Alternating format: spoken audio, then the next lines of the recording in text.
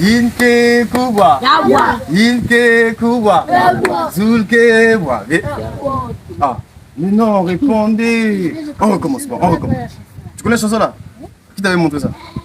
Oh, c'est pas moi qui t'avais montré ça. Bon, on va recommencer, on va recommencer. Inke kubwa, Inke kubwa, Zulke wa. Zulke wa, Vulke wa, Vulke wa, Yabwe, Yabwa. Lisolo, Lisolo. Il était une fois le lièvre, aussi beau que rare, comme il est dans le Congo, sautillant de joie, le voilà parti au bord du fleuve.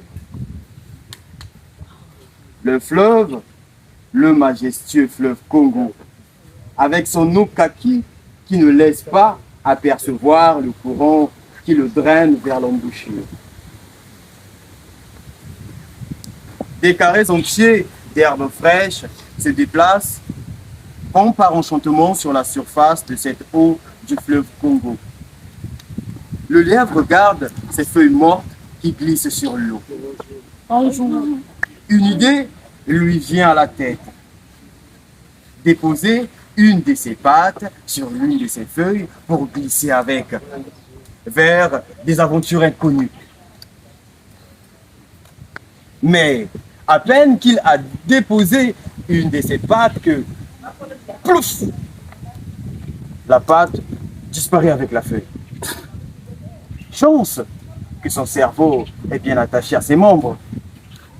Il se dit qu'en utilisant ces deux pattes avant, que peut-être ça ira mieux. Il réussit à retenir deux feuilles et dépose ses deux pattes. Plouf! Pour un lièvre congolais, la répétition est la meilleure des sciences. Peut-être qu'en regroupant 4 feuilles et en mettant les 4 pattes, je resterai en équilibre. Le lièvre a sûrement raison, vu les grands arbres, les grands cailloux, les cadavres des Congolais que le fleuve charrie. Ce n'est pas mon petit corps qui n'arrivera pas à flotter. Les 4 feuilles regroupées, les 4 pattes préparées, car comme disent nos ancêtres les Gaulois, l'union fait la fête. Il dépose ses 4 pattes sur les 4 feuilles et plouf, l'animal disparaît. On entendit des...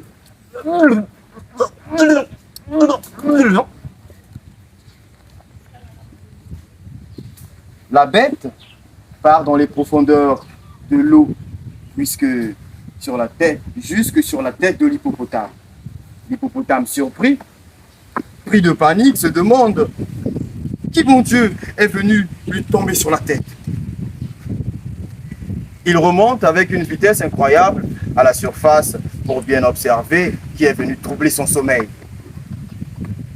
Quand il dort, l'hippopotame dort au fond de l'eau. Demandèrent les enfants.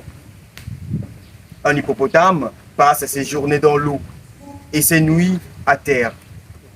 Un hippopotame fait tout dans l'eau, y compris dormir, par petits sommes.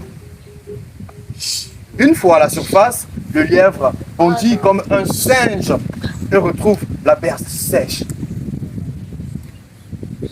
Le lièvre, depuis sa naissance, n'a jamais vu de ses propres yeux une bête pareille. Se retournant, il prit ses jambes à son cou en riant les noms de tous ses ancêtres.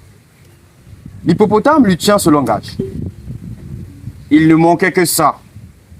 On vous envoie maintenant jusqu'à m'embêter dans mon sommeil sous l'eau. Je sais que ce sont tes parents qui t'ont envoyé. Il n'y a pas de respect. Le lièvre, en entendant toutes ces accusations, accélère encore sa course jusqu'à s'arrêter, mais sur un mur, jusqu'à s'arrêter net sur un mur de viande. L'éléphant. L'éléphant était parti suite au bruit de son petit et aux lamentations de sa grosse femelle. Il voulait aller se désaltérer et écouter les majestueux fleuves, unique endroit de paix et de tranquillité où seuls les géants, les grands peuvent boire jusqu'à la nuit. Surpris et choqué, comme quoi un petit caillou peut faire mal à un géant. Qui es-tu? Qui t'envoie? Le lièvre de panique dit: je viens de l'eau. Ah, je comprends. Ce sont tes parents qui t'ont envoyé. Il n'y a plus de respect, dit l'éléphant. De l'autre côté, l'hippopotame voit l'éléphant en train de discuter avec le petit. C'est toi son parent? Tu crois me faire peur en envoyant ton petit au lieu de venir toi-même? Pauvre bête, espèce de mange-tout. Mais à qui parles-tu? Vous autres qui fuyez la terre et partez vous cacher dans l'eau. Et là, vous m'envoyez vos petits pour venir me faire du mal. Regardez les bleus. Mais regardez. C'est toi? Dit l'hippopotame. Qui me l'envoie sous l'eau déranger mon sommeil?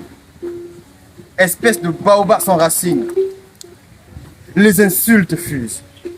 La haine prend naissance. Et cela durera 4 générations. Si aujourd'hui on leur demande pourquoi ils se chamaillent et ne s'aiment pas, la réponse n'existe pas.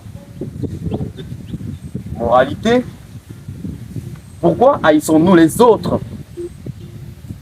Il n'y a plus de chance que nous soyons comparables à ces animaux.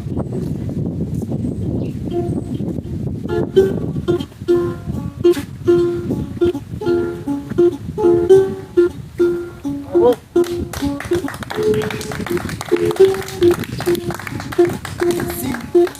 Maintenant, vous pouvez aller manger chez vous. Ça va? Ambiri Makanimbia! Ambiri Makanimbia!